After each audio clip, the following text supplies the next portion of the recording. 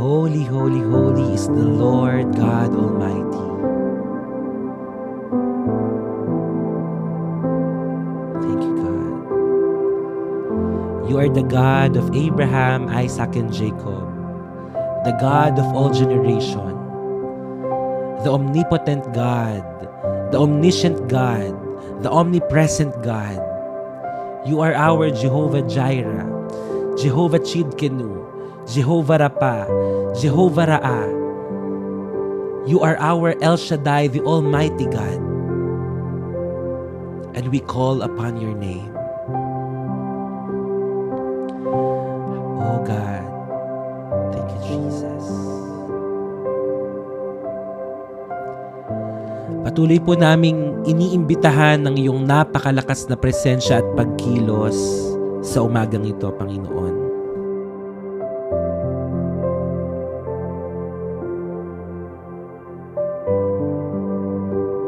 Patuloy po naming minimithi ang iyong pagkilos, ang iyong pagsama. Lakipan mo po ng iyong presensya ang lahat ng mga bagay na aming gagawin sa araw po na ito. We surrender everything to you once more. We give you our lives. We give you our hearts. Nagpapakumbaba po kaming lumalapit sa iyo, Panginoon. Inaamin po namin that apart from you, we can do nothing. You are all that we have. You are our all in all, our everything. And without you, Lord, without you, God, mabibigo po kami. Hindi po namin kakayanin, Panginoon. Naririnig mo po ang lahat ng mga panalangin na iniuusal ng aking mga kapatid every time na kami po ay lumalapit po sa inyo. Lahat ay nalalaman mo, lahat ay nababatid mo, Panginoon. At sa umaga pong ito, sama-sama po kami, minsan pa lumalapit sa iyo, Panginoon. Patuloy po kaming lalapit, anuman ang sitwasyon, anuman ang pagkakataon, anumang kabigatan ng meron po kami at daladala po namin. Hinahawi po namin ang lahat ng mga balakid, Panginoon. Kagaya po ng babaeng dinudugo sa loob ng 12 taon, inaagasan ng dugo. Pero Lord, walang nakapigil sa kanya sapagkat ang kanyang pananampalataya, mahawakan ko lamang ang laylayan ng kanyang kasuotan, ako ay gagaling. At anuman pong mga balakid ay kanyang hinawi ang mga tao upang marating ka lamang, Panginoong Hesus. At sa kanyang paghipo sa laylayan ng iyong kasuotan ay dumaloy, lumabas ang kapangyarihan sa iyo, Panginoon. At ito po ang aming dinadalangin. Sa aming paglapit sa iyo sa umagang ito, dumaloy ang iyong kapangyarihan sa bawat isa. Pwede po ba nating itaas ang ating mga kamay? Sa pangalan ng aming Panginoong Hesus, habang nakataas ang kamay na ito, Panginoon, abutin mo po ang iyong mga anak, Panginoon. Abutin mo po sila anuman ang kalagayan ng kanilang puso, anuman ang kanilang kinasasadlakang mga problema at kabigatan. Lord, hanguin mo po kami, iabot mo ang iyong mga kamay, Panginoon. Muli mo kaming itayo, muli mo kaming samahan, Panginoon, muli mo kaming gabayan. Walk with us, Lord. Dalangin ko po, Panginoon, na sa umaga pong ito, habang kami ay nananalangin, Panginoon, sa oras na ito, ngayon mismong oras na ito, Lord God, mararamdaman ng lahat ng mga taong nanonood ngayon ang kilabot ng presensya mo, ang kalakasan, Panginoon, na unti-unting nagbibigay sa kanila ng panibagong sigla, ang pag-asa, Panginoon, ang kapayapaan, ang kagalakan na idadaloy na siyang papawi ng lahat ng kalungkutan, siyang papawi ng lahat ng mga problema. Christ is the answer. Ikaw po ang sagot sa lahat ng problema sa mundong ito. Sa pangalan ni Jesus, sa pangalan ni Jesus, Lord, walang imposible sa iyo, Panginoon. Kaya anuman po ang pinapanalangin at pangangailangan ng aking mga kapatid, Panginoon, sa aming paglapit sa iyo, Kami po ay tumatanggap na, Panginoon. Tinatanggap na po namin ang sagot, ang kasagutan, Panginoon, sa lahat ng aming idudulog sa iyo, Panginoon, sa pangalan ni Jesus. Maraming salamat po, Banal na Espiritu. Malaya kang kumilos sa aming kalagitnaan. Malaya kang sumama sa iyong mga anak, Panginoon. Thank you, Jesus. Thank you, Holy Spirit.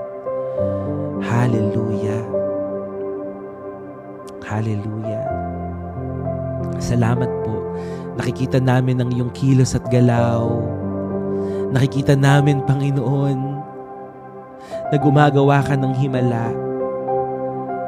Just last day, kahapon, Lord, pinanalangin ko po na may matatanggap kami, Panginoon, na isang tawag na magbibigay sa amin ng good news. At meron pong mga tao ngayon na nakatanggap ng magandang balita. Salamat po sa katugunan ng aming mga panalangin. Salamat po, Lord. Sa lahat ng mga taong umaasa sa iyo, naghihintay sa iyo, nag-e-expect, Panginoon, abutin mo ang mga taong ito, Lord. Abutin mo po sila. Paligayahin mo ang kanilang puso. Palambutin mo ang mga puso na matitigas, Panginoon. Panumbalikin mo sila sa iyong presensya sa pangalan ni Jesus. And be with us. Be with us, Lord. Thank you, Father. Thank you, Jesus. And thank you, Holy Spirit. Inaangkin po namin ang katagumpayan ng devotion namin ngayong araw na ito. No works and plans of the enemy shall prosper. No distraction. No technical difficulty. Walang mahinang signal, Panginoon. In Jesus' name, lahat po kami ay makakapag-focus sa iyo, Panginoon, sa pakikinig ng iyong salita. At patuloy na dumalo ang kagalingan sa bawat isa. At ang iyong pabor sa pangalan ni Jesus. Maraming salamat po. And we continue, Lord, to give you all the glory, honor, and praise that you deserve. May you cover us, our prayers, with your most precious blood that was shed on the cross of Calvary. We thank you and we glorify you. This all we ask in prayer in Jesus' name. Amen, amen, and amen. Palakpakan po natin ang Panginoon. Hallelujah. Praise God. Amen. Just receive that bountiful prosperity and blessings po sa atin pong Panginoon. Amen. May nagtatanong paano po kapag hindi pa rin gumaling? Alam mo yun, yung parang umaasa ka naman, nagagaling ka, ginawa mo naman lahat, na-activate naman yung pananampalataya mo. Paano pag hindi pa rin gumaling? Napaka-limited po ng ating pangunawa sa plano ng Panginoon at hindi natin maaarok ang kanyang kaisipan. His ways are higher than our ways. His thoughts are higher than our thoughts. Ngayon, kung hindi tayo pagagalingin ng Panginoon at gusto niya na tayo umuwi sa langit, di magiging masaya po tayo. Kasi sa langit po, wala nang hirap, wala nang pasakit, wala nang kaguluhan. Diba? Kaya nga lahat ng mga mananampalataya na nauna na sa langit, hindi na po nila nanaising bumalik dito sa lupa. Hindi na nila nanaising bumalik dito sa mundo kasi doon payapa na po sila. Kapiling na po ng Panginoon. Walang hirap, walang pagluha, walang pasakit. They will never desire to go back here on earth. Kung gusto na po tayo makasama ng Panginoon sa langit, isuko po natin sa Kanya ang ating mga buhay. Amen? Tama, wala nang kasakitan po doon.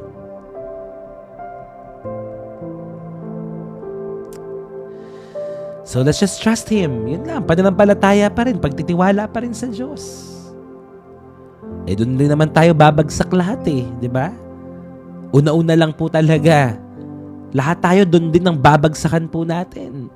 Kung ikaw ay tumanggap kay Jesus at sumasampalataya sa Kanya at binantayan mo yung buhay mo, doon ka mapupunta. Pero kung magpapakasasa ka sa kamunduhan, hindi mo tatanggapin si Jesus sa iyong buhay bilang Panginoon tagapagligtas, diretso ka pahamakan ka, kapatid. Hindi kita tinatakot, okay? Hindi kita tinatakot. Sinasabi ko sa iyo ang katotohanan at ang realidad. Okay, kailangan mo si Jesus. Jesus is the way, the truth, and the life. And that no one comes to the Father except through Him. Tama. Saglit lang ang buhay. Kung napanood niyo yung video ko about dyan, yung life is short, di ba sinasabi ni Santiago doon na ang buhay daw ay parang singaw lamang? Parang singaw lang ang buhay natin. Napakabilis ng buhay natin sa mundong ito. At doon sa Santiago na yon, tinuturuan niya dito yung mga tao na nagsasabi na, bukas magkikita kami. Ay, bukas, alam mo yun, magkikita-kita kami. Na para bang siguradong-sigurado sila na meron pang bukas. Alam niyo po, lahat ng mga plano natin kinabukasan, walang kasiguraduhan yun. Kung meron kayong reunion bukas, kung meron kayong gagawin bukas, walang kasiguraduhan. Hindi natin alam kung makakasama pa ba tayo doon, kung magbe-birthday pa ba tayo. We never know. Hindi natin hawak ang bukas, hindi natin hawak ang ating buhay. Tanging ang Diyos lang po ang nakakaalam. Hindi ibig sabihin na masamang magplano. Okay? Ang ibig sabihin, lahat ng plano natin, kailangan po may pagpapasakop sa kalooban ng Diyos. Kung pahihintulutan ng Panginoon. Kaya ang like ko sinasabi, if God willing po, if God willing, Pastor, pinagpipray ko makapunta ako sa ibang bansa, hanapin mo ang kalooban ng Diyos. Hanapin mo ang kalooban ng Diyos. If God willing, makakarating ka dyan. If God willing, makakapasa ka dyan. If God willing, makukuha mo yan. Makakamtan mo yan. Kung kalooban ng Panginoon.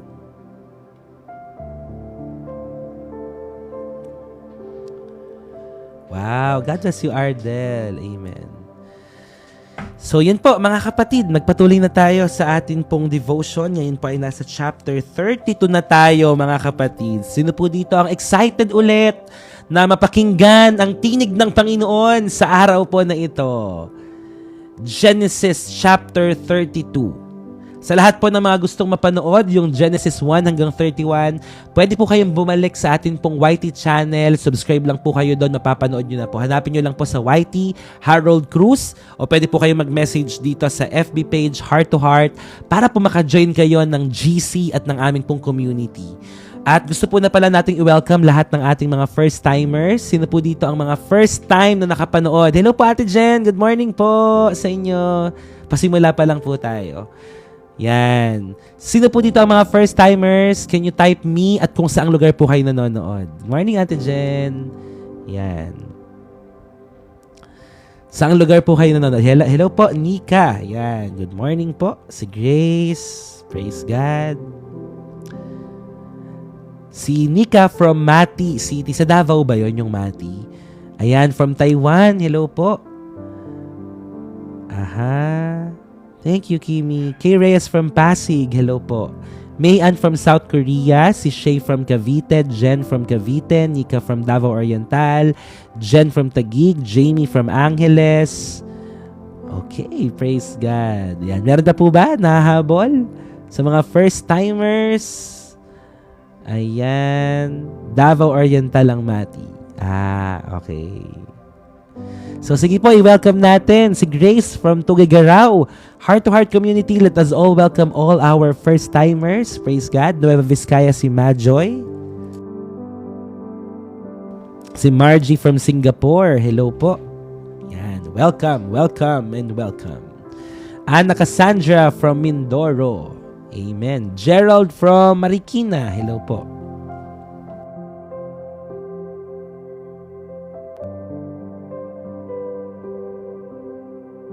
Yan, welcome po tayong lahat dito.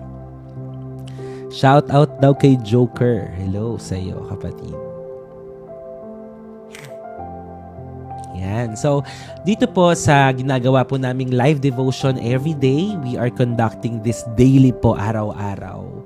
Na dahil gusto po natin na palagi po na unahin ng Panginoon because we believe na sabi niya, Pastor. Yeah, 50K soon. Amen.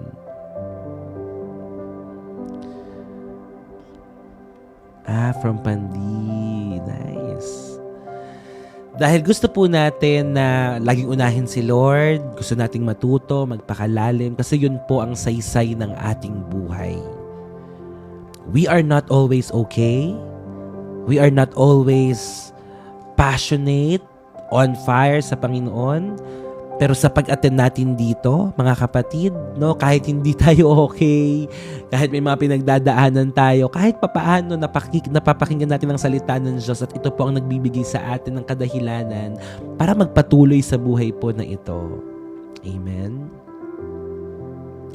Genesis chapter 32. Amara from Gapan, hello po.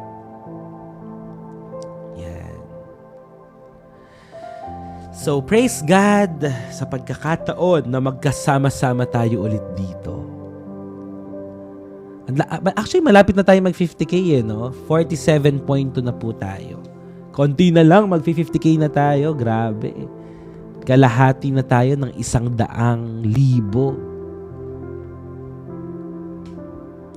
So, sama-sama tayo mag-share, repost. Let's go. Yes, ang bilis, no, Kimi? Parang dati lang, 100 lang to eh. So, share, repost, tap your screen, mga kapatid. Then, don't forget your attendance po. Ayan, attendance tayo. Tapos, yung popular, para umabot tayo ng popular, mga kapatid, sa ranking. Ilan na ba tayo? Wala pa, no? Hindi pa tayo maabot.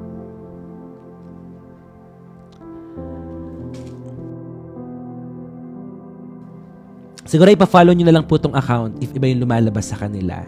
Yan. Praise God. Opo, Genesis 34. Makakarating din tayo sa Genesis 34. 32 muna. 32, 33, 34. Yan.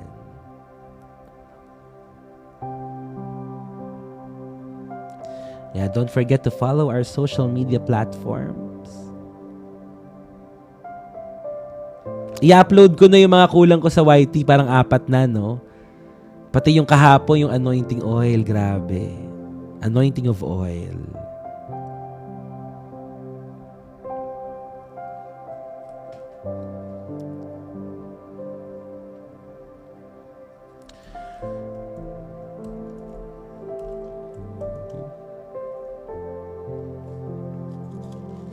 Okay po, Ate Kimi, no worries. Okay po yan.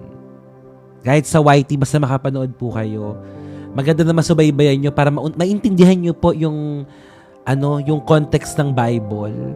Kahit hindi naman ganun sobrang kalalim, pero at least magkakaroon tayo ng background at overview doon po sa mga stories sa Bible. So nagsimula tayo last January 1 sa Genesis 1. At ngayon po, nasa Genesis chapter 32 na po tayo. Genesis chapter 32.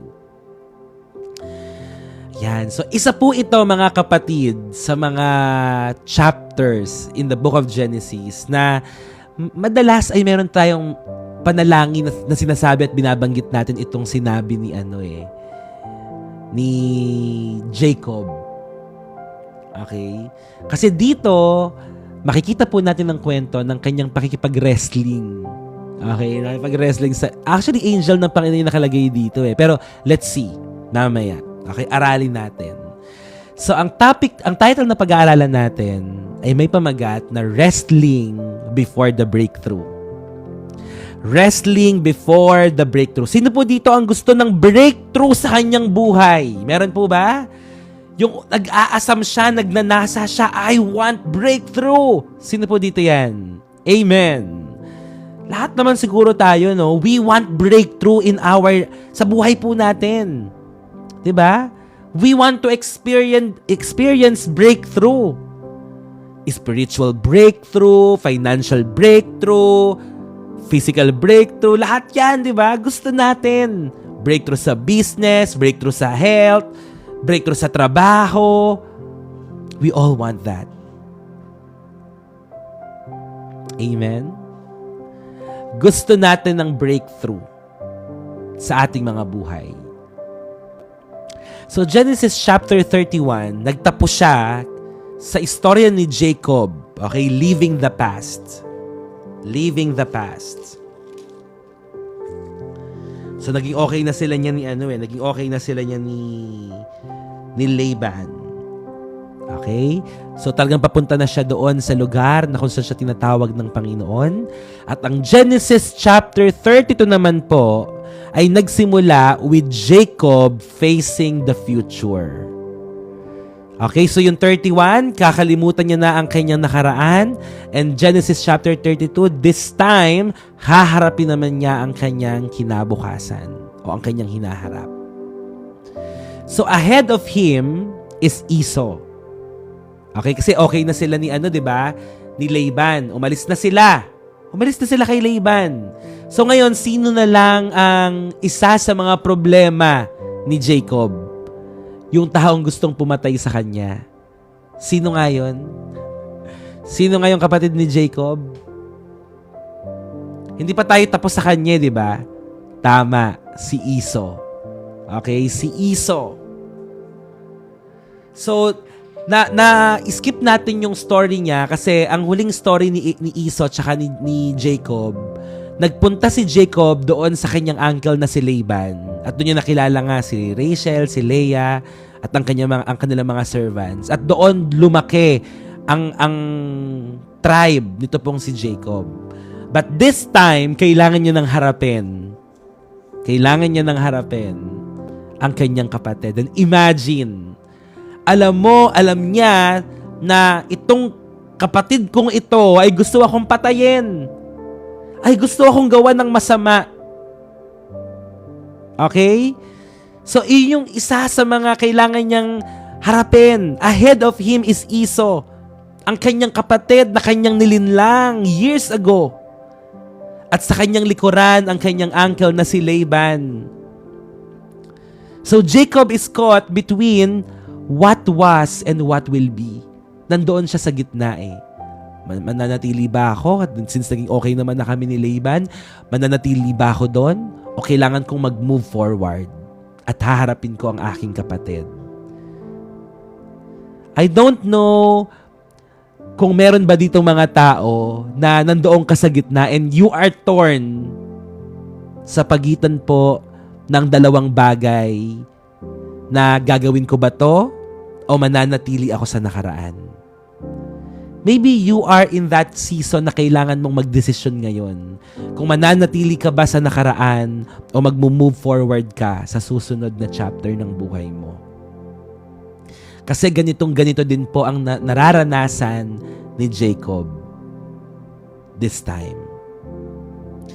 Before Jacob meets Esau, he must meet God. He must meet God. So, ang insight po ng Genesis chapter 32, it's not just about fear of confrontation. Sino po dito ang takot sa mga confrontation? Meron ba dito? Meron ba dito ang takot sa mga confrontation? Ayaw ng confrontation? Napipiliin na lang nilang manahimik na lang kaysa kumprontahin yung isang bagay? Okay, marami din. May mga tao talagang takot. May mga tao na merong fear of confrontation. Bakit sila natatakot sa confrontation? Sometimes, hindi dahil, minsan, iniisip ng ibang tao, ayaw mo makita yung tao na yon, kaya ayaw mo siyang komprontahin. Pero, may mga tao din na ayaw niyang komprontahin yung tao na yun kasi natatakot siyang makapagbitaw siya ng masasakit na salita. Sino yung ganon? Kasi, kilala niya yung sarili niya eh. Kapag may komprontahan, may masasabi siya na masasaktan yung tao na yon. At yun yung iniiwasan niya. Kaya mo namang humarap, di ba? Kaya mo namang makipagkomprontahan sa kanya, pero natatakot kang makasakit. At minsan, ikaw pa yung maiiyak, di ba? Totoo yan eh. Mananahimik ka na lang. Kasi kapag ikaw ay nagsimulang magsalita, hindi mo na mapipigilan yan. Dire-diretso ka na. Ako po, nung na-born again po ako, nung nakakilala ako sa Lord, kasi ako sobrang ko din eh. Madaldal din talaga ako. Sinasabi ko lahat na mga gusto kong sabihin. Pero nung nakakilala ako sa Lord, natutuwa ako magtimpe. na kahit galit ako, sometimes gusto kong manakit, gusto kong magalit, gusto kong silang sabihan ng masasakit na salita, pero iniisip ko, kapag nasabi ko na, hindi ko na mababawi pa. Hindi ko na mababawi pa. Yung mga salita na yon na nasabi ko, boom, nasabi ko na yon. Kaya nagpapasalamat ako sa Lord eh. Kasi nakakilala ako sa Kanya eh. No? So yun yung yung unang tao na ayaw man ng confrontation. Pero ayan, kagaya naman ni 1798, ako din may mga times, no. Ako may mga times na gusto kong makipag-confront. Okay? Bakit? Hindi para sabihin yung mga mali or magkasiraan, etc. I want confrontation just for clarity. Just for clarity. Kasi may mga ugnayan at may mga relasyong nasira na hanggang ngayon malabo pa. Hindi mo alam kung bakit nagtapos. Meron bang ganun dito? Meron bang mga relasyon na nagtapos hindi mo alam hanggang ngayon kung bakit nawala? Kasi walang closure. Kasi walang clarity. Malabo pa rin. Meron. Ayan, meron din. So ako, sometimes, kung bakit ko pinipiling gusto ko ng confrontation, hindi nga para magkasira, hindi para mag-away tayo o magtaasan tayo ng boses. I want confrontation just for clarity. Just for clarity. Kasi, ang hirap mabuhay ng may tanong, ng may regret. Parang ang hirap mabuhay na may question sa isipan mo na hanggang ngayon walang kasagutan. Clarity and closure. Yun lang yun sa akin, okay? Yun lang yun sa akin. Yeah, may mga relationship na nagtapos ng wala talaga, no? So, kung yan ang decision mo at kung yan ang magbibigay ng kapayapaan sa iyo, okay lang. Basta make sure na wala kang tinatagong sama ng loob at galit at make sure na patawad mo yung tao na iyan. Okay? So itong Genesis chapter 32, hindi siya about sa fear of confrontation. It is about inner transformation. Kasi si Jacob dito, nagbago na siya eh. Praise God, di ba? Binago na ni Lord doon sa panahon na siya ay nandoon kay Laban, binago na siya ng Lord. May transformation na naganap sa buhay ni Jacob. So during this time, siya po ay wealthy na, may pamilya na, at successful na siya. Si Jacob. Pero, yun po ay panglabas lamang. Panglabas lamang yon. But internally, he is still wrestling with fear, guilt, and identity dahil dun sa nagawa niya sa kanyang kapatid na si Esau. Diba? May mga ganyan na nagtatago tayo sa maskara o sa likod ng katagumpayan, pero deep inside, meron ka pa rin binabattle. May nire-wrestle ka pa rin deep inside you. Maraming mga taong ganyan. Diba? Matagumpay, magandang pamilya, mayaman. Okay naman sila sa buhay nila. But deep inside, you are still wrestling with fear, guilt, and even your identity. Yeah, inner child trauma. Kasama na yan dyan. At yun yung mga bagay na dapat nating harapin. Kasi kahit na maging mayaman ka o maging matagumpay ka sa buhay, napakahirap kapag meron kang deep inside you na wala kang kapayapaan.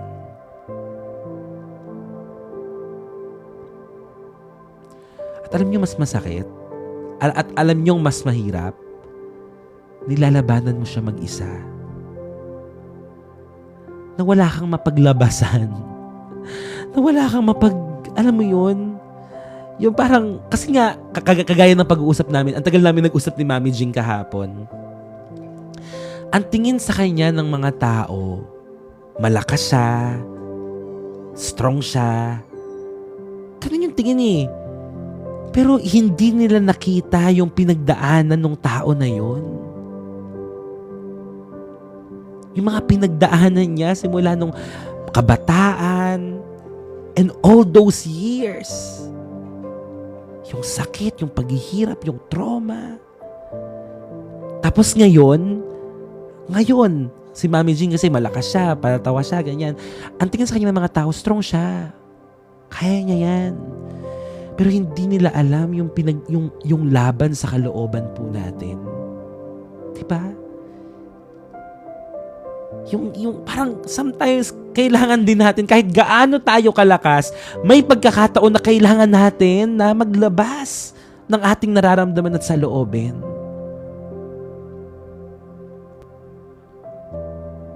So ito pong si Jacob, okay siya. Okay siya. Mayaman, may pamilyado, successful. Pero ang problema dito, yung kalooban niya. Na hanggang ngayon may laban. May takot, may guilt. And I want to tell you, brothers and sisters, na God allows a divine wrestling match to happen. God allows a divine wrestling match to happen. Not to be defeated. Not to be defeated. But to rename you. Rename you. Kaya may divine wrestling kasi may pagbabagong gagawin ang Panginoon. Amen. At dito po natin makikita na si Jacob, this is where Jacob stops striving and starts surrendering. Ang ganda ng kwento nito ni Jacob. Nakita natin siya nung una, manlilinlang, deceiver. Kinuha niya yung birthright ni Esau, kinuha niya yung blessing na dapat para kay Esau, kinuha niya yon. Diba? Pero nakita natin ang naging buhay niya. Nagpunta siya sa pamilya ng kanyang uncle na si Laban. Naglingkod ng ilang taon at nakayanan niya. Sumunod sa tawag ng Panginoon. Sumunod sa tawag ng Diyos. At ano nangyari? Ngayon po, handa na siya na harapin ang kanyang hinaharap. Kasi sinuko niya na sa Panginoon eh. Nagsimula na siyang magsuko sa Panginoon. So number 1, first point, God often confronts us before He promotes us.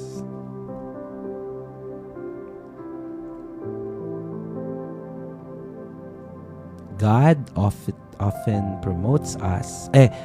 God often confronts us before He promotes us. So tingnan natin. Okay, Genesis chapter 32. As Jacob started, verse 1, on his way again, angels of God came to meet him. When Jacob saw, he explained, this is God's camp. So he named the place Mahanaim. Then Jacob sent messengers ahead to his brother Esau. Kasi makikipagtagpo na siya. Handa na siyang makipagkomprontahin ng kanyang kapatid. Then Jacob sent messengers ahead of his brother Esau, who was living in the region of Seir in the land of Edom. He told them, "Give this message to my master Esau, humble greetings from your servant Jacob. Until now, I have been living with Uncle Laban, and now I own cattle, donkeys, flocks of sheep and goats, and many servants, both men and women. I have sent these messengers to inform you, my lord, of my coming, hoping that you will be friendly to me." Ito na. Verses 6 to 7. After delivering the message, the messengers returned to Jacob and reported, "We met your brother Esau, and he is already on his way to meet you, with an army of 400 men." Jacob was terrified at the news. He divided his household, along with the flocks and herds and camels, into 2 groups. He thought, if Esau meets one group and attacks it, perhaps the other group can escape. Okay, so dito muna tayo. God often confronts us before He promotes us. God allows Esau to reappear. Okay? Pinahintulutan ng Diyos yun na lumitaw ito pong si Esau sa daraanan nila Jacob. Not to destroy Jacob, not to put him into harm, but to deal with what Jacob avoided. May mga bagay tayong iniiwasan. Sino dito may mga taong iniiwasan? Meron ba? Kung may mga kasalubong ka sa daan, mga kaaway mo, kagalit mo, may mga tao kang iniiwasan. You avoid someone. Ayaw mo silang makita sa mall, ayaw mo silang makasalubong sa palengke. Okay? But you know what? Ito nakakatawa. May mga pagkakataon na kung sino yung ayaw mong makita, papakita sa'yo ng Diyos. Naranasan nyo na yon. At doon sa mga pagkakataon na wala kayong choice kundi magharap talaga.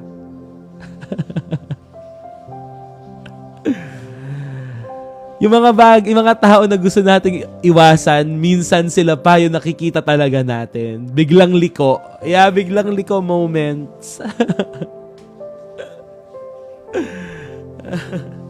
Ang mahirap pag sa loob ng church. May gusto ko sa church dance.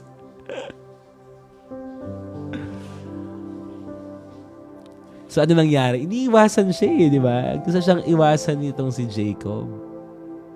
Kaya nga ang ginawa ni Jacob, matalino rin tong si Jacob Pinauna niya, iniiwas ko yung mga may utang sa akin pas kasi sila pa galit. Grabe, no? Kung sino pa yung may utang, sila pa yung galit pag sinisingil.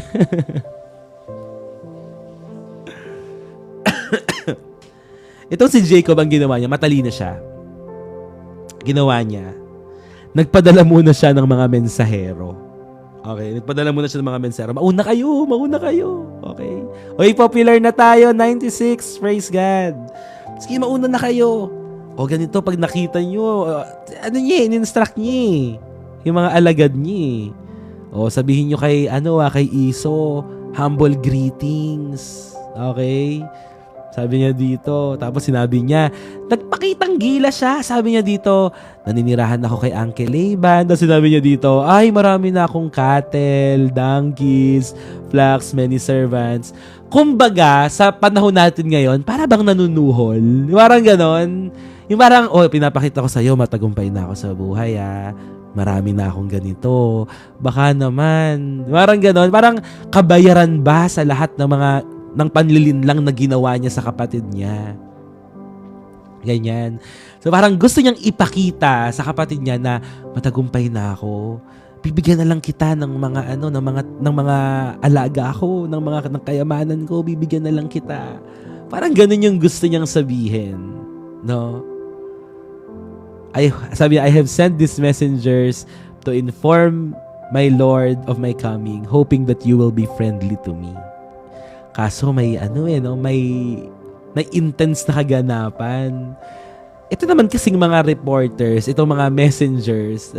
Sabi ni Ere, bati na tayo. Parang gano'n, di ba? Nilalighten ko lang yung pagbabasa. Pero something like that, di ba kung makikita natin dito, ito, parang siya, ano bang tawag doon? May tawag doon peace offering. Yun, parang pinapakita niya, peace offering, bati na tayo. Parang something like that. Ito naman, mga messengers ni Jacob, bumalik na sa kanya. Sabi, we met your brother Esau, and he is already on his way to meet you. with an army of 400 men. So yung pagkakabalita na yun, siguro hindi nagsalita si Iso. Hindi ko alam, hindi natin nakita dito eh. Pero ito yung pagre-report ng mga messenger. Alam niyo nakita ko dito? Ito. Maging maingat kayo sa pagkukwento. Maging maingat kayo kasi sometimes base rin sa sa pagkukwento nyo eh. Sa pagkukwento natin, minsan exage. Minsan ang OA.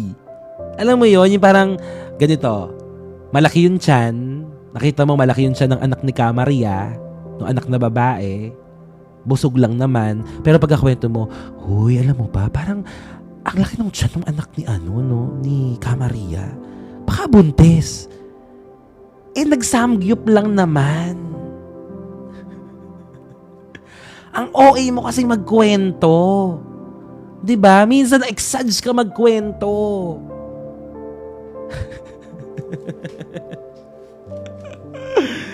Di ba? Napaka-OA. Ano sabi ni Ate Clarice? OA, di ba? So parang yung report ng mga messengers dito ni Jacob. Hala, papunta na dito si Iso. May 400 men siya. Parang ganun eh, no? May 400 men siya na mga sundalo. Siyempre matatakot ka talaga. 'Di ba? Matatakot ka talaga. So Jacob was terrified at the news. Siguro ang isa sa mga gustong ituro sa atin ng Lord, maging mapagbantay talaga tayo sa mga dila natin. No? Sa ating lahat, tayong lahat. Maging mapagbantay tayo sa dila natin. Oh, di ba? Oo, lalo na may kasalanan siya eh. Anong iisipin niya, di ba? So talagang maano siya. Tamang hinala. Miscommunication. Thank you so much po, Uni. God bless. Ayan, meron tayong treasure box nakita ko. Pak! Yun. So, wag kang exage. Okay? Wag kang OA. Wag kang OA sa pagkukwento. Kasi minsan nakaka-apekto yan eh. Yung pagkukwento mo, the way ka magkwento, okay, makaka-apekto yan. Makaka-apekto yan. Doon sa magiging tingin ng tao sa'yo, sa desisyon nila sa'yo, makaka-apekto. Okay. Hindi ako galit ah. Nagtuturo lang po. Ayan. Sabi sa Psalm 139, Psalm 139, verses 23 to 24. Okay, naparanig ito rin si Jacob. Search me, God, and know my heart. Sabi niya dito. See if there is any offensive way in me. Parang sa ibang salin dyan. Point out anything in me that offends you. Sabi, tingnan mo, Panginoon, saliksikin mo ang aking puso. Saliksikin mo ang pusong ito, Panginoon. Tingnan mo kung meron ba akong mga bagay na nakakapag-offend sa'yo. Pakita mo yun sa akin. Pakita mo, Lord. Okay, so hindi na maiiwasan yun. Okay, hindi na maiiwasan yun. Talagang magtatagpo na itong si Jacob at itong si Iso. So, pinapakita dito na promotion requires confrontation. Sino dito gusto ng promotion? Of course, lahat tayo. We want promotion. If you want to be promoted, you have to confront yourself, yung mga past issues sa buhay mo. Okay, confront it now. Mahirap kasi na alam mo na kagaya ni Jacob, mayaman na siya, pamilyado na siya, successful na siya, pero meron ngang inner battle eh. Diba? Gusto mo ba yon? Yung parang okay ka na, masagana ka na, pero sa kalooban mo hindi pa. Kasi may mga ano ka pa eh, may mga bagay kang tinakasan in the past. Gusto mo ba yon na masagana ka na pero hindi naman maayos ang kalooban mo? Mahirap eh. Ang gusto ng Lord sa atin, holistic. 3 John 2. Ano sabi sa 3 John 2? Search natin. 3 John 2, dear friend, sabi dito, dear friend, I pray that you may enjoy good health and that all may go well with you. even as your soul is getting along well. Okay? Maganda yon, may good health ka na, successful ka na, tapos, sabi dito, all may go well with you. Lahat ay nagiging, well sa buhay mo. Amen. Guys, click natin yung treasure box. Thank you, Uni. God bless you.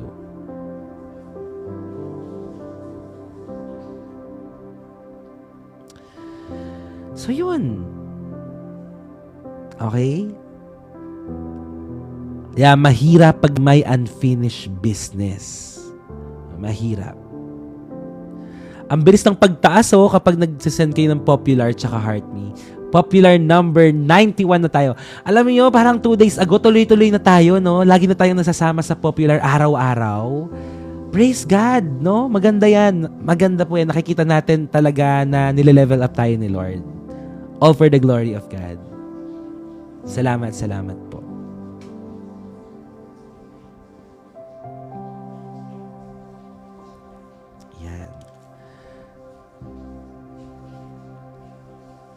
Praise God. Ano po? Psalm 139, Psalm 139, verses 23 to 24. Verses 23 to 24. So, promotion requires confrontation. Okay? So, face what God brings back into your life. Ang hirap nito, pero kailangan nating gawin. Face, harapin mo. Face what God brings back into your life. Alam mo, kung bakit mo naiisip, gusto ni Lord ayusin eh.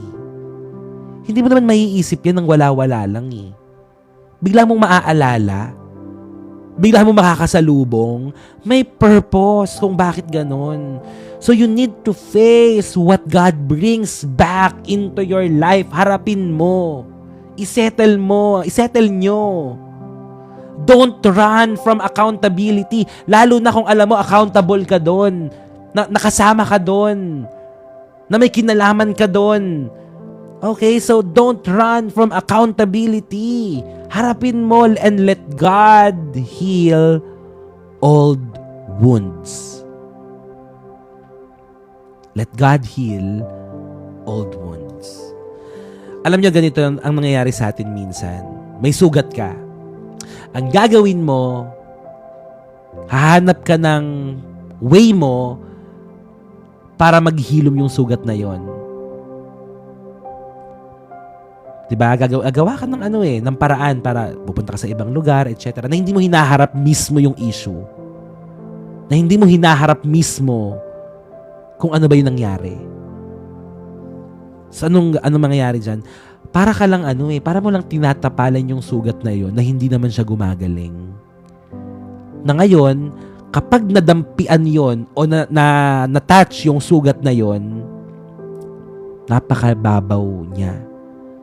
Sa sobrang lalim nung pagkakasugat sa iyo, parang mababaw lang yung gumaling, pero kapag nasanggi mo siya, babalik yung sakit. Babalik yung hapde, yung sugat na yon. Kasi tinatapalan mo lang eh. 'Di ba? Hindi siya totally nag-heal. Okay? So, kailangan natin siyang harapin. We need to face. Okay? Don't run. At hayaan mo ang Diyos ang maghilom dyan sa mga malalalim at mga dating sugat na yan na pinagdaanan mo. Huwag mong tapalan lang. Kasi kapag tinapalan mo, pag nasangge, masakit pa rin, mahapdi pa rin. Alam niyo yun, yung matagal nang nangyari, pero bigla mong naalala, parang ang fresh pa rin. Ang kailangan, dun tayo sa ugat.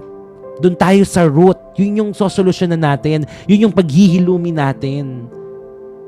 Amen. Sino po dito ang handa na lahat ng mga sakit, gaano mang kalalim, ay mapaghilom na ng Diyos.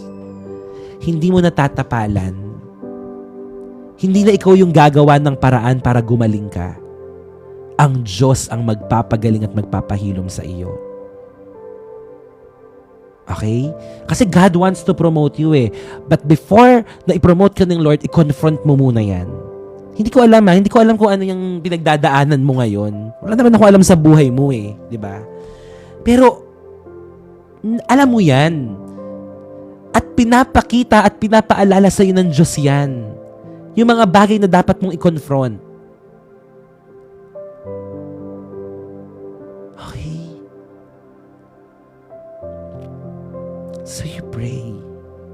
Okay.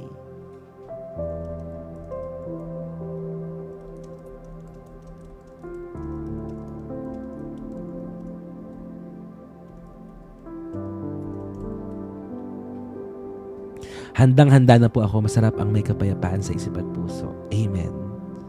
Handa na ba kayo? Naiyak na ako. Kasi mahirap po talaga yun eh. Kahit maging matagumpay ka sa buhay, pero yung kalooban mo, hindi pa rin aayos. Napakahirap po. Maniwala kayo. Hindi kayo totally and 100% na magiging masaya. Pwede ka po ba kayong ipag-pray saglit? Sige po, lahat ng may mga sugat sa nakaraan na hanggang ngayon, kahit sabihin mo na matagal naman nang nangyari, matagal naman eh. Pero bakit mo naaalala pa rin? 'Di ba? Bakit may sakit pa rin? Kasi kung totoong wala na, hindi ano na yan eh, parang kahit maalala mo siya, masaya ka na, tatawanan mo na lang.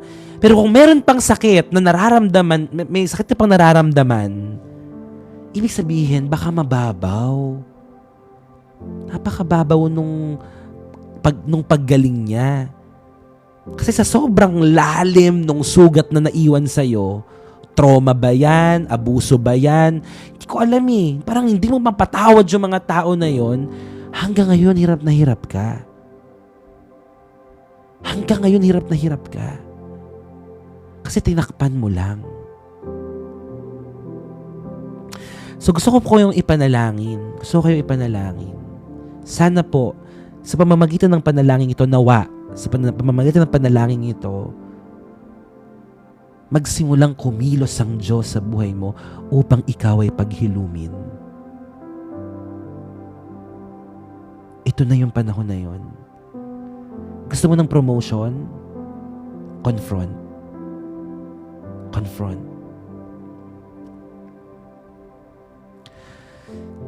Kung ikaw yon, yung tao na yon na kahit matagal ng panahon, nandyan pa rin yung sakit. Gusto ko yumuko ka. Just close your eyes. Bow your head, please. I would like to pray for you.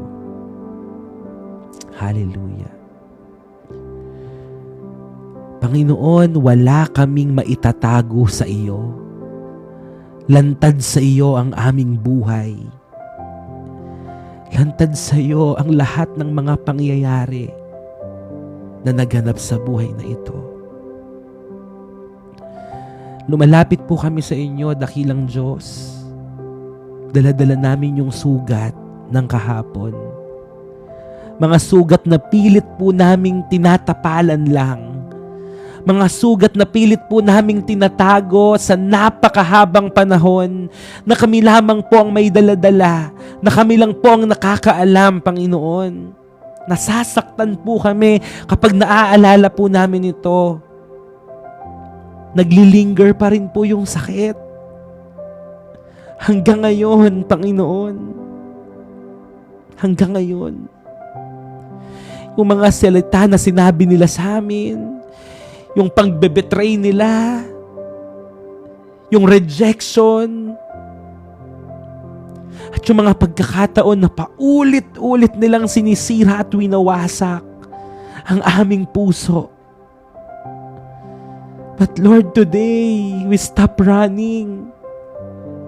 Ayaw po naming tumakbo na papalayo. Gusto na po naming harapin, Panginoon. We choose to confront these wounds in your presence. Father, we name the hurt before you. We bring the memories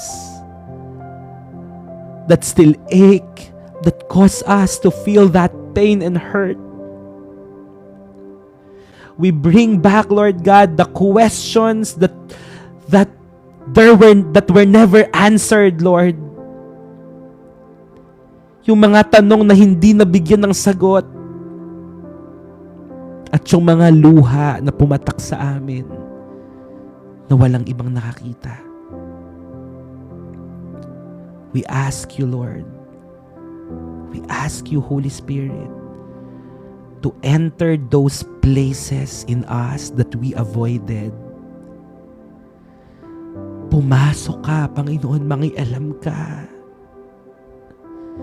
Kasi Lord, nasasaktan po kami kapag inaalala at hinihipo namin ito at gusto namin that gentle touch na ikaw lang makakagawa. Ikaw ang humipo.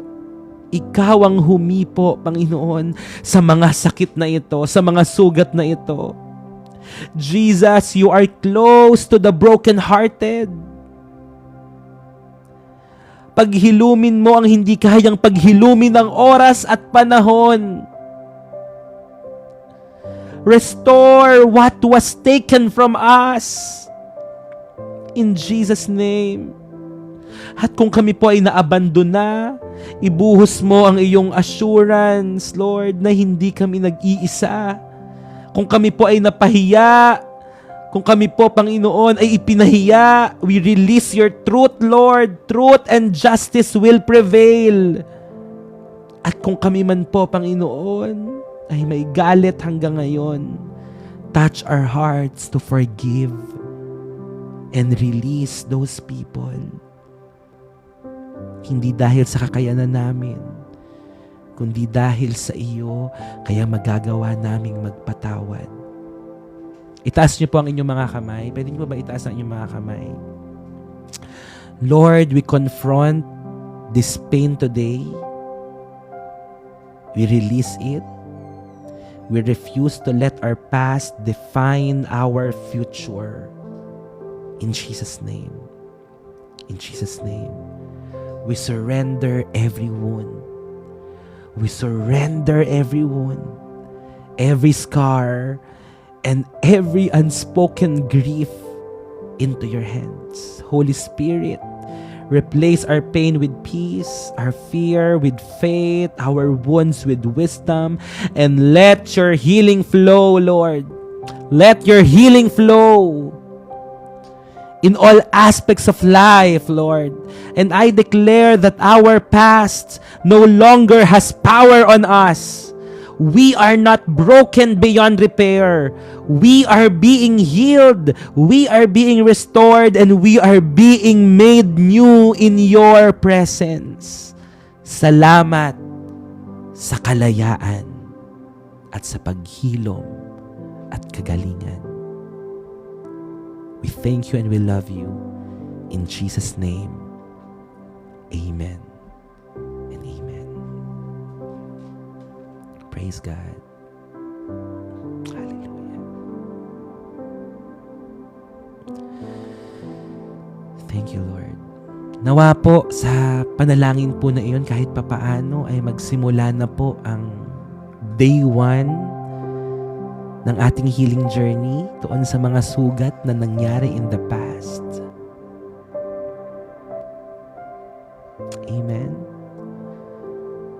Hallelujah. Thank you, Lord. Amen. Amen. Kamusta? Mas gumaan po ba kahit papano? Parang may kumawala, di ba? Parang nabunutan tayo ng malaking tinik sa ating puso. Amen. Praise God. Mas gumaan.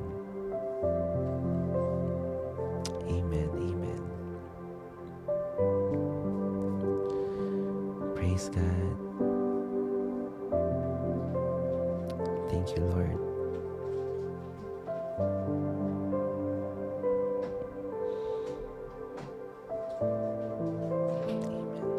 Masaya po ako na maging parte ng inyo pong healing journey. Makakayanan po yan, ha? Makakayanan. Mapagtatagumpayan.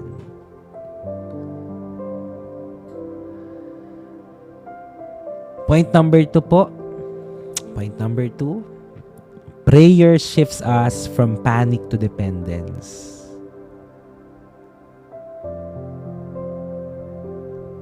Amen. Praise God po.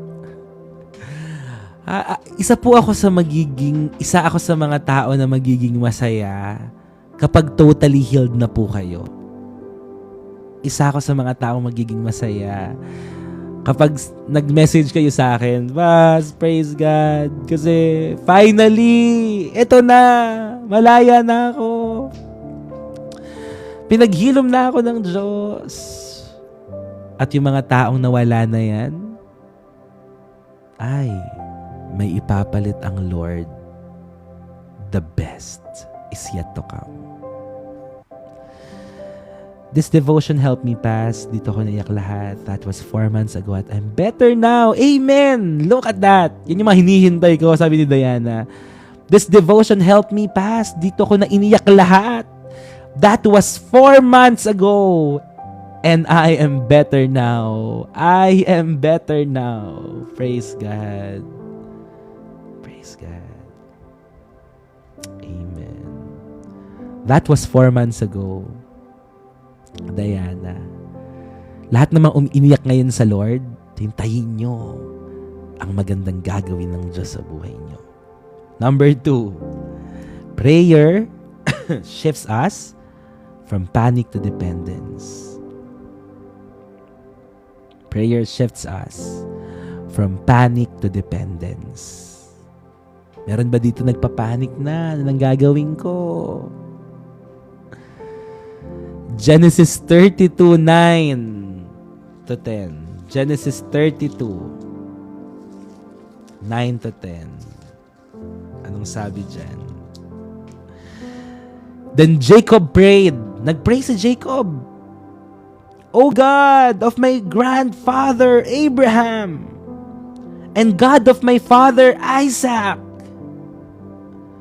O Lord, you told me, return to your own land and to your relatives, and you promised me I will treat you kindly. I am not worthy of all unfailing love and faithfulness you have shown me, your servant.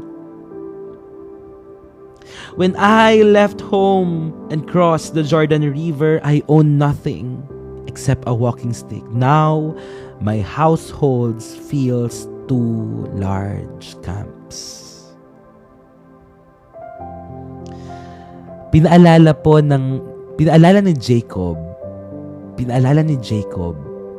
ang pangako ng Panginoon sa kanila. God of my grandfather Abraham and God of my father Isaac.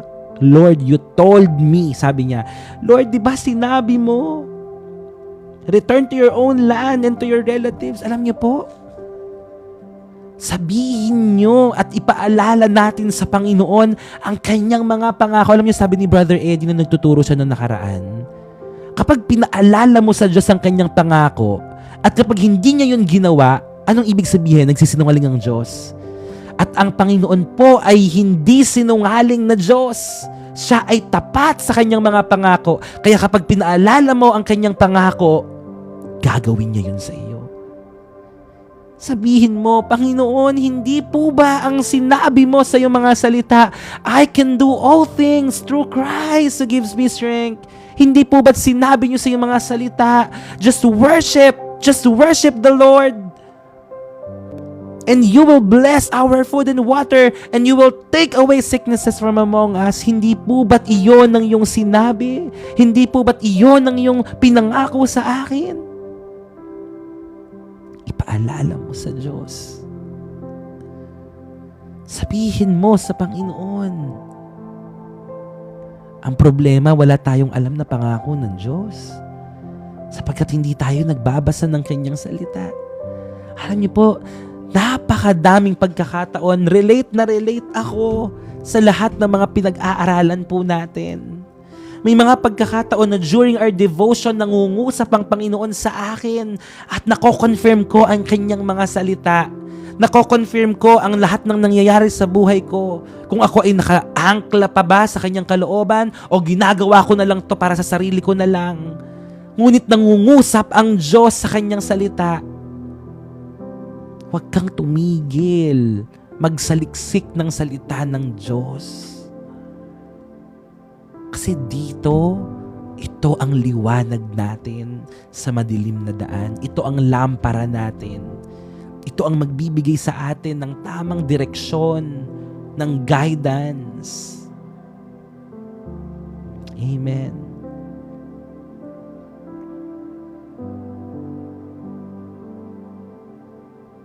Psalm 34 verse 4. I sought the Lord, and He answered me. I sought the Lord, and He answered me, and He delivered me from all my fears.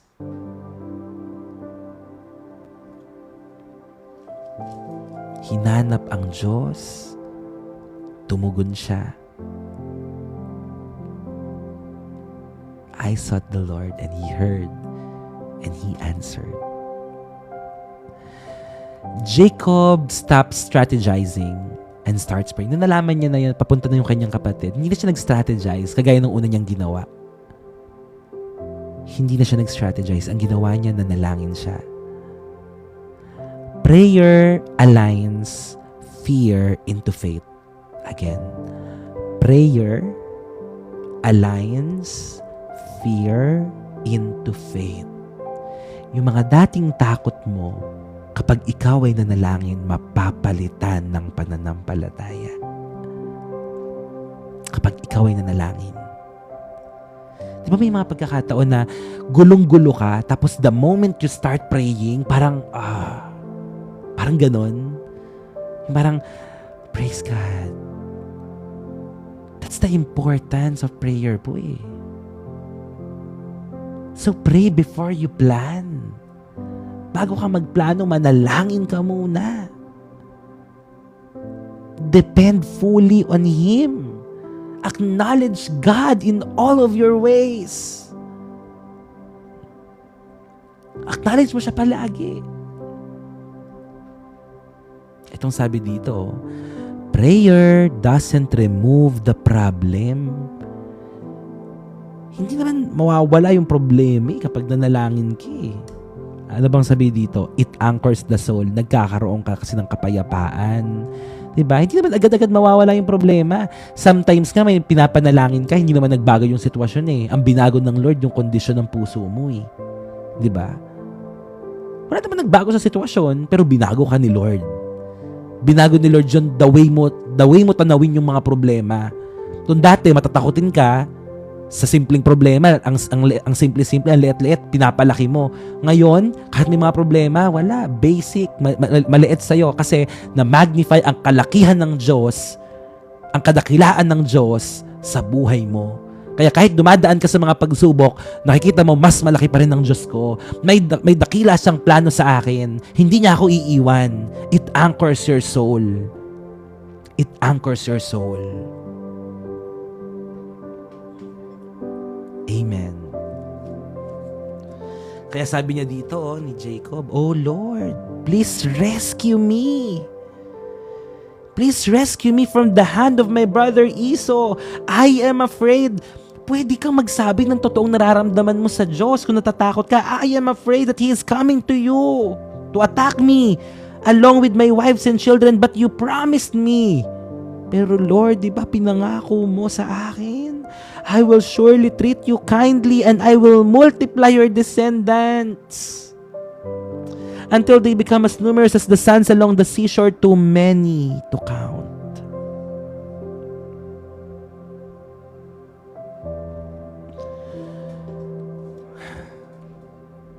Amen. Pinangako yun ng Diyos eh. Pinanghawakan niya. Pinanghawakan ni Jacob.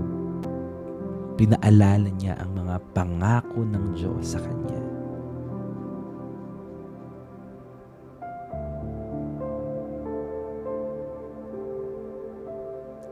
Amen. Anong sunod nangyari dito? Jacob stayed where he was for the night and he selected his gifts from his possessions to present to his brother. So magbibigay niya naman siya ng mga regalo, 200 female goats. Ito, lahat yan, mga hayop. He divided these animals into herds. Okay. So nagbigay siya ng instruction sa kanyang mga alagad. May first group, kayo ang unang makikipag-meet kay Esau. Tapos kapag tinanong daw ni Esau, whose servants are you? Where are you going? Who owns these animals? You must reply, they belong to your servant Jacob, but they are a gift for his master Esau. Look, he is coming right behind us. Ang ginawa niya, magbibigay siya. After he prayed, naman siya, gumawa na naman siya ng strategy niya. So, ganito yung gagawin niya. Okay. So, magbibigay siya ng regalo sa kanyang kapatid na si Esau. So, ito na, point number 3. Point number 3, God wrestles. God wrestles with those He refuses to let go. Oo, peace offering niya sa kapatid niya. Okay.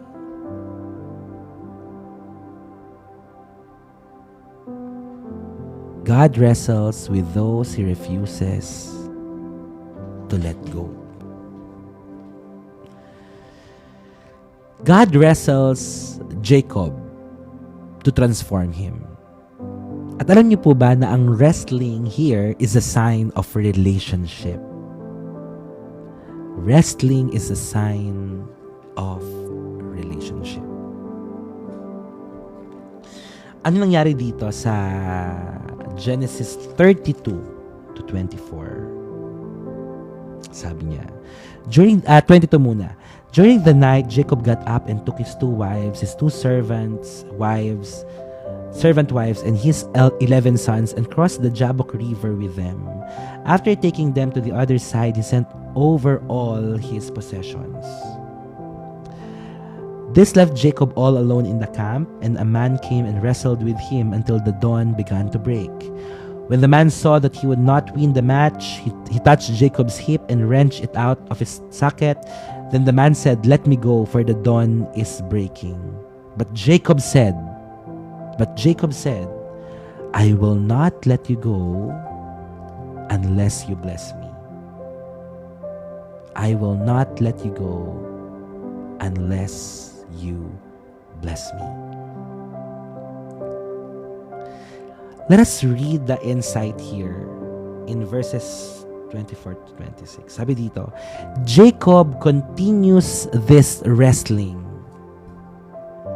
Jacob continued this wrestling match all night just to be blessed. He was persistent. God encourages persistence in all areas of our lives, including the spiritual. Where in your spiritual life do you need more persistence? Strong character develops as you struggle through tough conditions. Napakatyaga nito pong si Jacob at napakaganda ng kanyang sinabi. I will not let you go unless you bless me. Unless you bless me.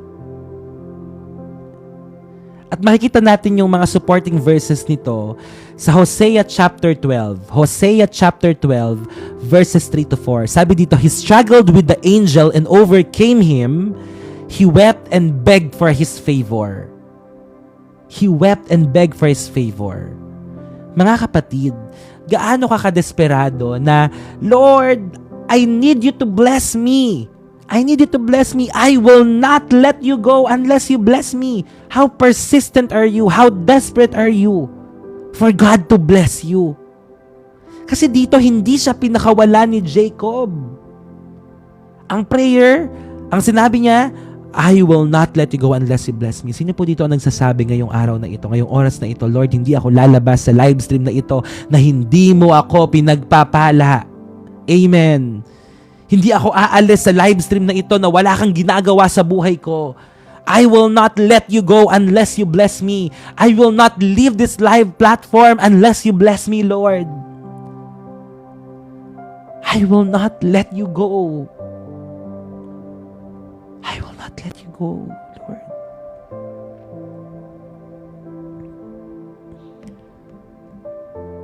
Let God shape your character. Stay in the process. Don't resist God's refining.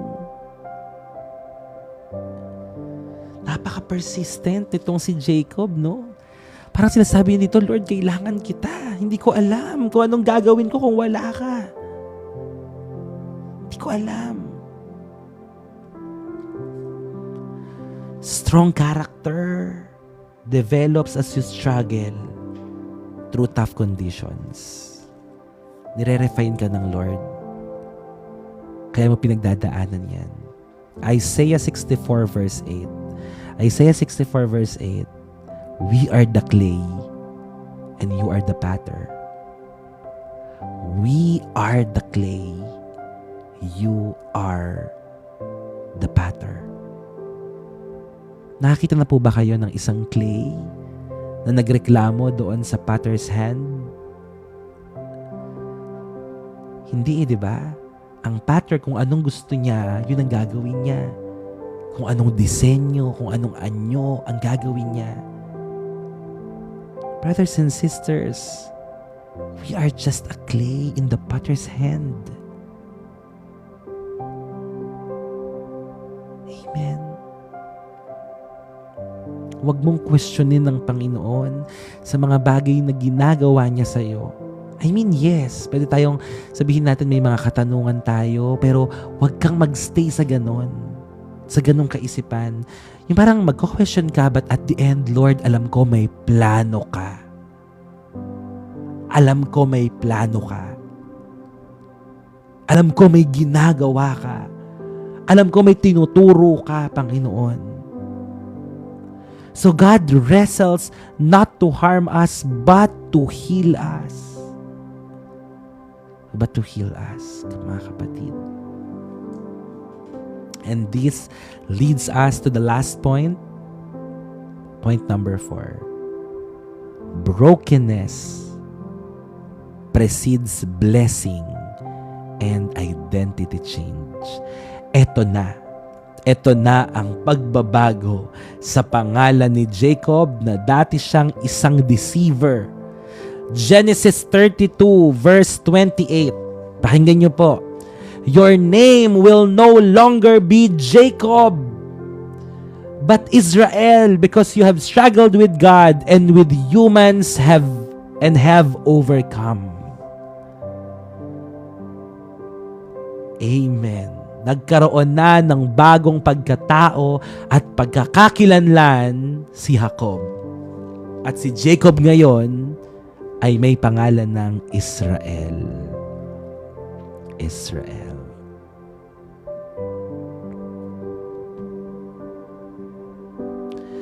Alam niyo yung bagong nangyari kay Jacob dito? Alam niyo kung ano nangyari kay Jacob? Di ba binali yung tadyang niya? Limp. Jacob walks away limping but blessed. Okay? Sabi dito, he touched Jacob's hip and wrenched it out of its socket. So, ganun yung ginawa sa kanya. Limping. Natapos ang wrestling match na siya po ay, ano ba Tagalog ng limp? Tingnan natin. Iika-ika na siya. Yun, iika-ika or pilay. Okay? Kasi may binali sa kanya. Yes, si Israel, si Jacob. Lumpo. Okay? Yan.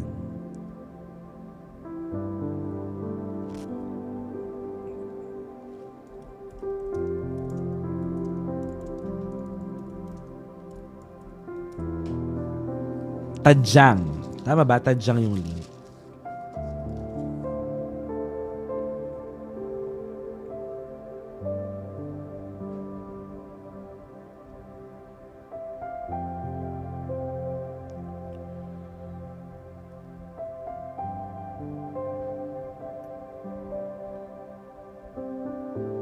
Tadyang.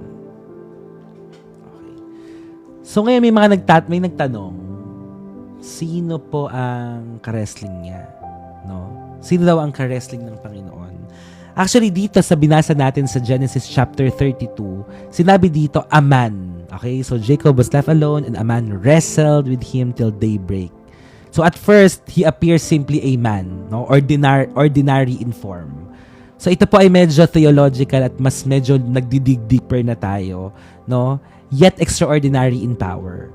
At sinabi din sa Genesis chapter 32 verse 30. Sabi dito, Jacob named the place Peniel, which means face of God. So nakita natin dito, face of God. Okay? So this shows Jacob believed he had encountered God in a personal and physical way. Okay? Physical way. At anong sabi dito? The angel of the Lord. Sa Hosea chapter 12, yung binasa natin kanina. Hosea chapter 12, verses 3 to 5. So, mga theological insight na pwede nating sabihin dito, and many Bible scholars believe, ang tawag dito ay theophany. Theophany, ibig sabihin, physical manifestation of God. Okay? Physical manifestation of God. So, medyo malalalim na topic na ito, pero dito sa pagkakabasa natin, pwede nating sabihin na ang Panginoon mismo ang in a physical manifestation, meron siyang body. Okay? Physical manifestation. Maaaring ito daw po ang naka-wrestling ni Jacob during this time. Yan. So, nagkaroon ng wrestling match. Grabe, no? Grabe ang Lord. And praise God, talagang hindi para sirain tayo, hindi para parusahan lang tayo o saktan tayo. Merong pagbabago talagang naganap, transformation na naganap dito po kay Jacob.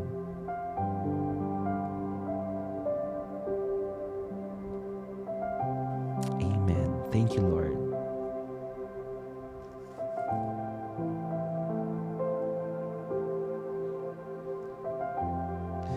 Itong pagbibigay ng bagong pangalan kay itong pagbibigay ng bagong pangalan kay Jacob, tingnan niyo po. God gave many Bible people new names. Si Abraham, si Sarah. Their new names were symbols of how God had changed their lives. Here we see how Jacob's character had changed.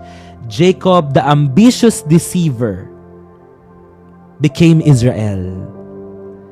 The one persistently clinging to God. Personally clinging to God. So he was learning to live in an ongoing relationship with a God who would fight for him. Ang ibig sabihin ng Israel, personally clinging to God. Kasi yun nga yung hindi niya binitawan ng di ba? Itong man na ito na nasa physical manifestation. Hindi niya binitawan, I will not let you go unless you bless me. I will not let you go unless you bless me.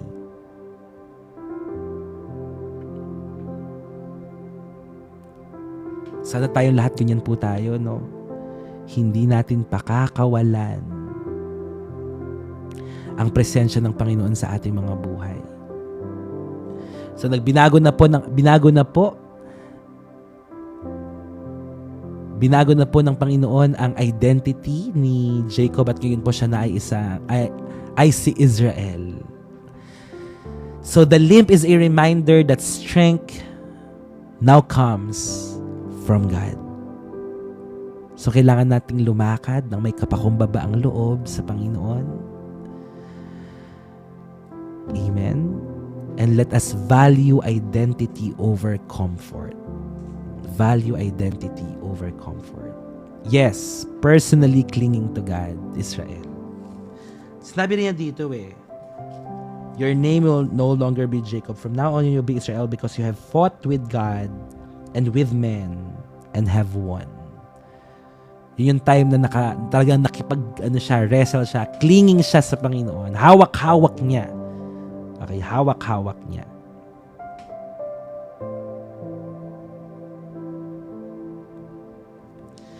Tsaka kung bakit Panginoon din, kung bakit si Lord, sabi rin dito because you have fought with God.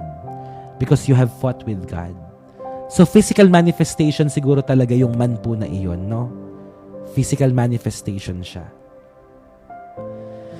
So yeah, Genesis chapter 32. For our conclusion po, Hindi naman siya na dalawang beses nagkatawang tao. Kasi yung Trinity yung sinasabi mo Ate Dina, no? So we have one God in three persons. Ang tawag dyan ay Trinity. So God the Father, God the Son, and God the Holy Spirit. So they are one. Three persona.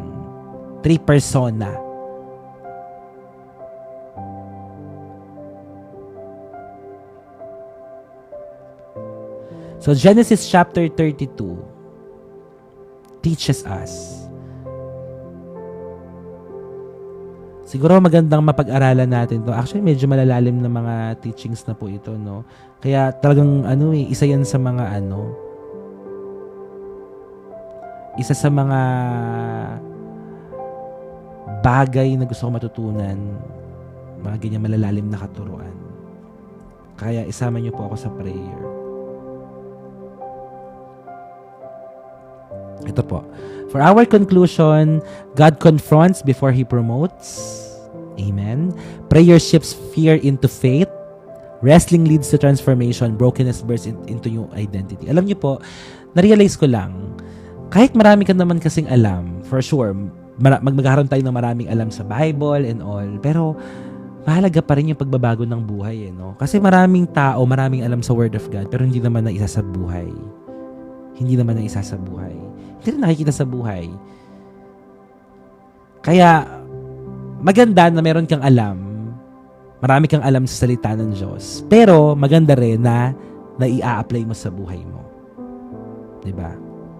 Dapat din nakikita mismo sa buhay mo. Kaya nga, practice what you preach. Diba? Walk the talk. Kung anong sinasabi mo, yon ang dapat na ginagawa mo. Amen?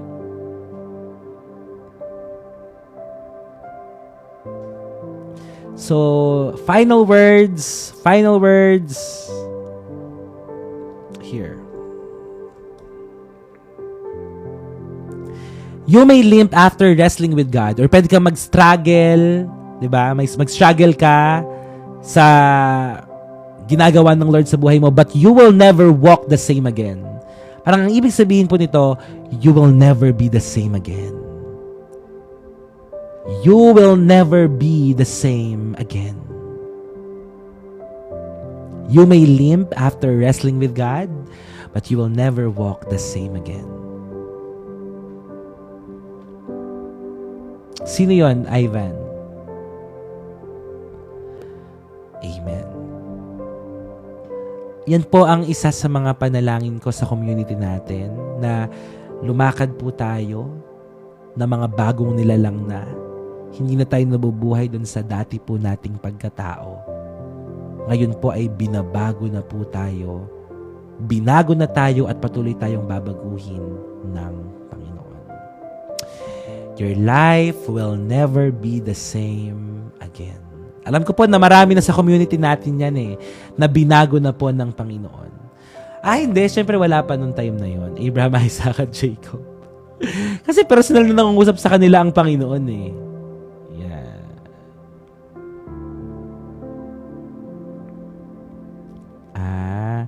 Value identity over comfort. Value identity over comfort. Kasi kahit naiika-ika na si Jacob, di ba? Kahit iika-ika na siya.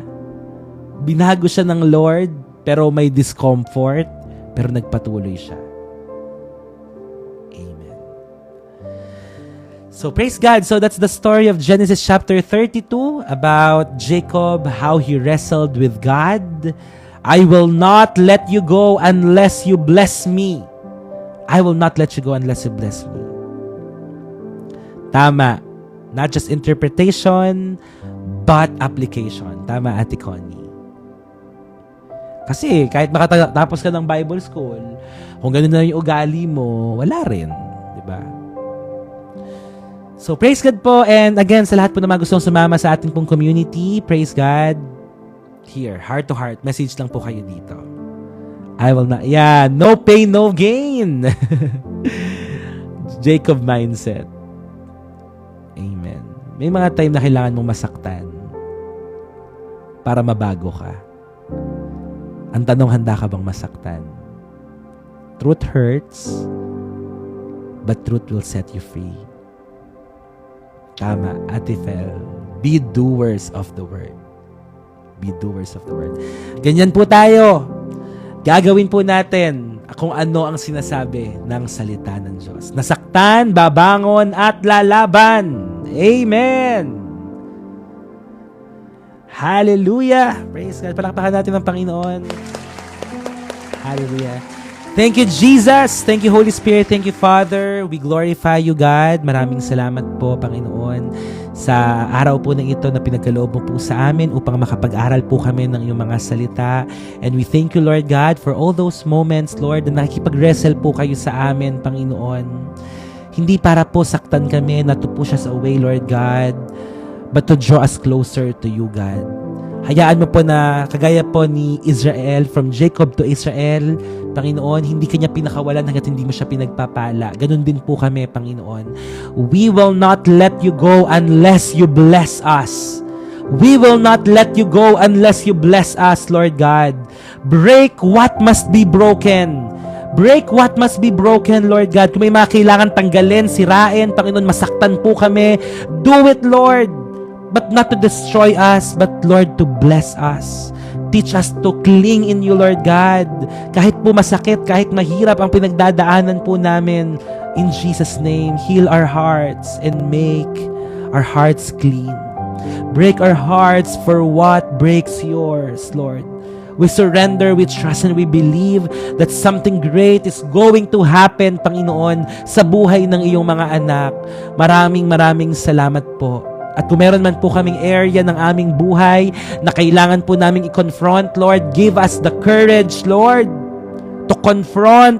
Give us the courage, Lord, to confront people and situation. In Jesus' name. At gaya po ng ginawa mo, kay Jacob, binigyan mo siya ng bagong pagkatao, bagong pagkakakilanlan.